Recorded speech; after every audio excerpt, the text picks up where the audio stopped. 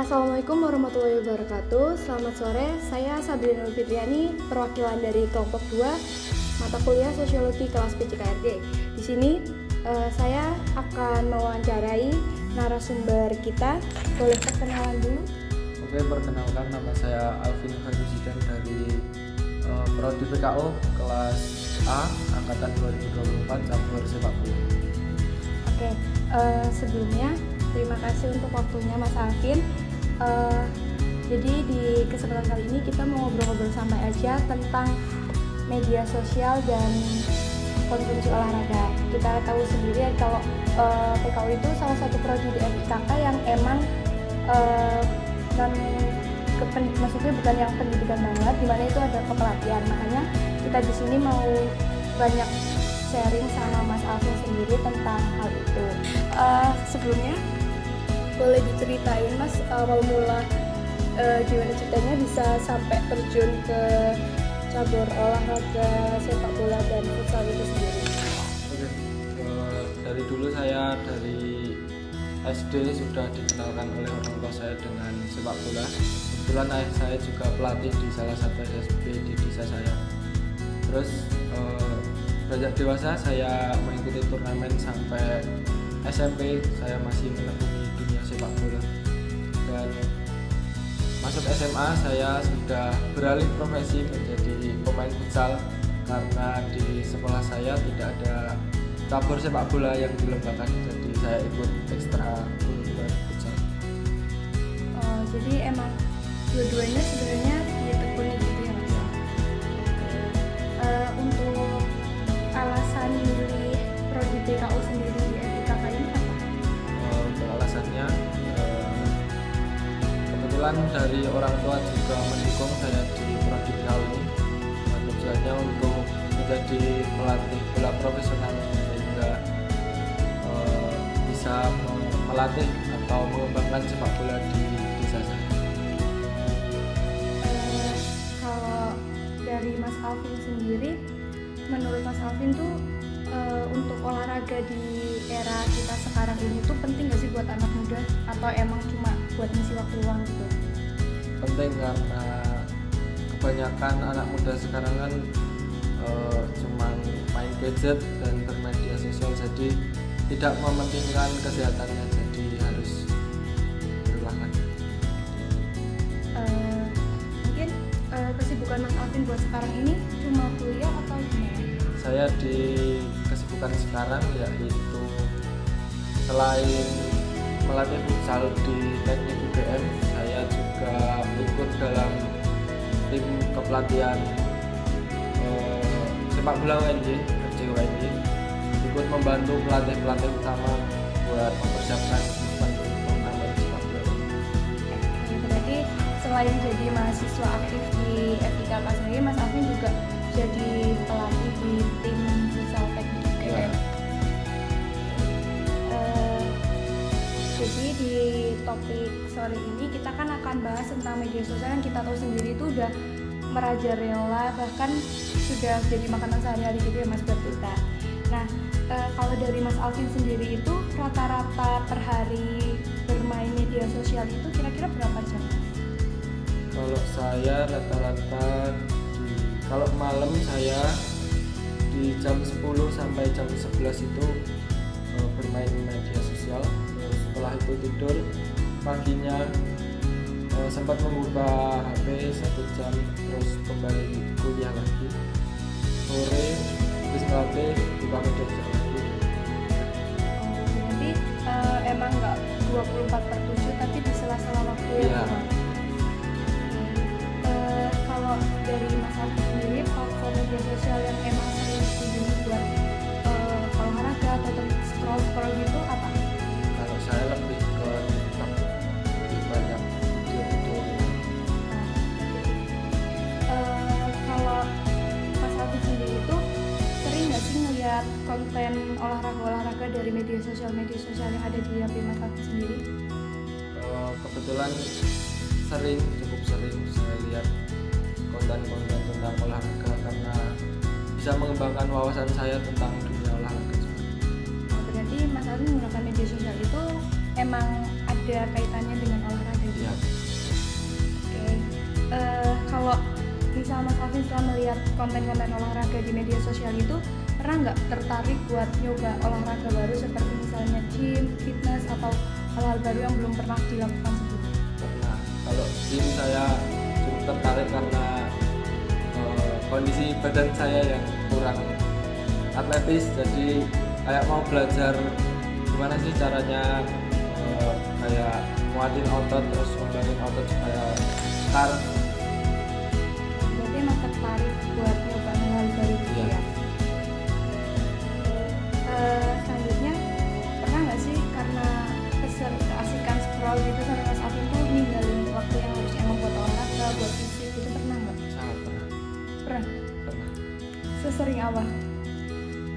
Kalau lagi capek-capeknya itu lah, terus seharian nggak olahraga terus mau scroll aja gitu.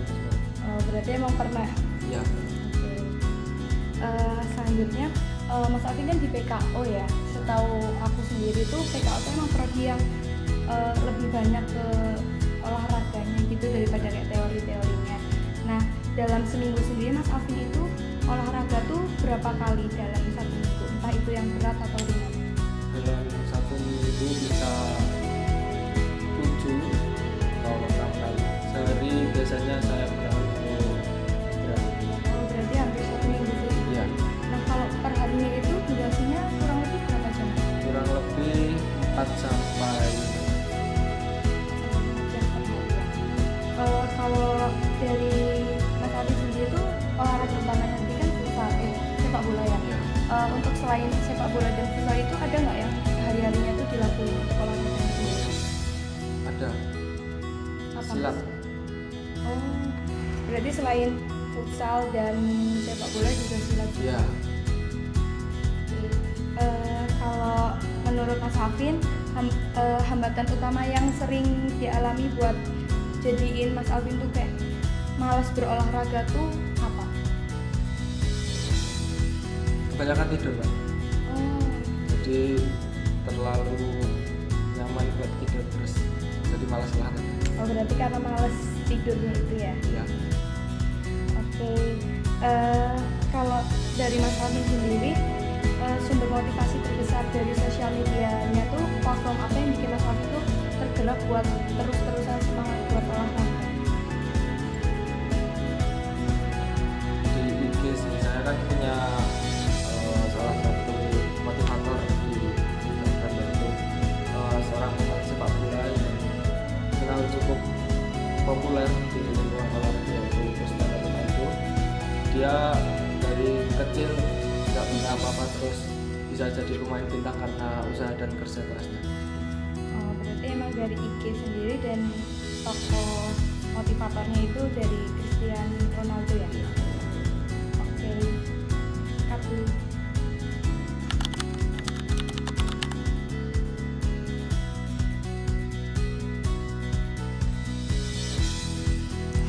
Oke, terima kasih Mas Alvin atas penyampaian yang hal-hal penting tadi. Untuk sekarang kita udah bareng sama semua anggota kelompok 2. Mungkin di sesi kali ini kita ada sesi sharing-sharing antara kita dengan Mas Alvin sendiri. Mungkin dari teman-teman kelompok 2 ada yang ingin bertanya? Mungkin langsung aja ya dari saya. Sebelumnya Mas Alvin kenalin, aku Abdar, kemudian juga dari Wonogiri, cuma beda sekolah ada. Ada dari SMA 3, Mas Alvin dari SMA 2. Sebelumnya langsung aja pertanyaannya, kan Mas Alvin tadi sudah menyampaikan ya Kak, kalau jadi pelatih di DUGM. Nah, gimana sih cara tips and triknya membagi waktu jadwal pelatihan sama jadwal perkuliahan?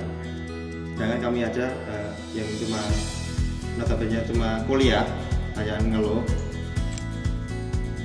dan ya gitu lah. Gimana Mas? Terima kasih. Ya. Kalau dari saya, sebelum saya menerima job melatih itu sudah saya tanyakan dulu apakah si pemain ini bisa latihan di jadwal yang saya tentukan. Jadi kebetulan pemainnya juga mengikuti apa yang saya instruksikan, jadi dia bisa latihan di hari yang saya tentukan. Contoh saat saya sedang tidak ada kuliah, yaitu Jumat sore atau Minggu pagi, Sabtu pagi, itu saya manfaatkan untuk sholat. Mungkin Mas Abrar sudah cukup penjelasan dari Mas Alvin sendiri. Oke, mungkin kalau disimpulkan itu caranya untuk membagi waktu itu melihat jadwal tersendiri, karena bagaimanapun kuliah itu utama ya Mas. Kita harus mengutamakan tetap kuliah karena melatihkan juga job desk samping ya. Jadi itu dijadikan kedua, ketika kuliah emang sudah terpenuhi baru kita ambil yang job desk itu gitu ya Mas Abrar. Oke, mungkin dari Mbak Nabila. Perkenalkan, saya Nabila dari kelas 3 adik juga. Ini saya mau tanyakan, Mas Alvin itu melatih di FTUGM. Itu katanya angkatan 2223. Sedangkan Mas Alvin sendiri masih angkatan 24. Apa sih tantangan yang dihadapi Mas Alvin saat melatih dengan apa? Melatih dengan yang usianya lebih tua dari Mas Alvin dan gimana sih? Kalau tantangan pasti ada dari 1-2 orang pemain yang tidak mau ikut dalam instruksi saya. Jadi saya lebih tegas lagi kalau melatih. Jadi kan secara kita yang punya ilmu, jadi seorang pemain harus ngikut apa yang kita ajarkan. Berarti kalau ditarik kesimpulannya mungkin kita kasarannya nggak boleh kalah sama yang emang bukan, yang emang harus kita lakukan ya udah kita lakuin gitu. Oke, terima kasih Mas Alvin. Mungkin dari Mas Krisna sendiri. Izin bertanya ya Mas, sebelumnya perkenalkan nama saya Krisna. Langsung ke pertanyaannya saja. Kebetulan saya juga sampingannya pelatih Mas, tapi di cabang bola voli. Nah kemudian mau bertanya, gimana sih cara Mas Alvin itu meningkatkan skill kepelatihan dari Mas Alvin sendiri? Kalau dari saya juga masih belajar saat ini, dan kebetulan saya sedang melatih juga di tim FTUNY, tapi saya bukan pelatih utama. Jadi saya untuk meningkatkan skill melatih, saya melihat cara melatih pelatih utamanya. Jadi saya cuma membantu-bantu, terus melihat dan menyerap ilmu. Berarti cara untuk kita belajar itu kadang juga kita butuh seseorang langsung yang jadi panduan kita. Jadi contoh secara langsung lihat gitu. Mungkin sudah cukup menjawab Mas Krisna. Oke, mungkin sesi sharing-sharing kita sore hari ini cukup. Bisa kita lanjutkan lain waktu ya Mas, kalau emang ada waktu. Terima kasih juga untuk teman-teman kelompok 2 yang sudah menyempatkan waktunya untuk sesi sharing kita kali ini. Cukup sekian. Assalamualaikum warahmatullahi wabarakatuh. Waalaikumsalam.